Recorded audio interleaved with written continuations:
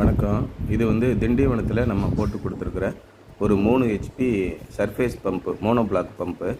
இங்கே ஒரு 25 அடி ஒரு போர் போட்டிருக்காங்க.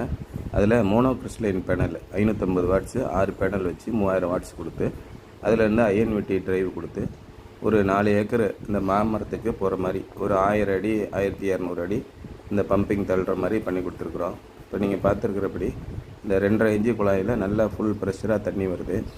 இதில் என்ன அப்படின்னு கேட்டிங்கன்னா, இந்த 1000 அடி தள்ளி போகும்போது எப்போயுமே தண்ணியோடைய ப்ரெஷர் குறையும். அதுக்கு தகுந்த மாதிரி நம்ம பம்போடைய ஸ்டேஜஸை மாற்றிக்கணும்.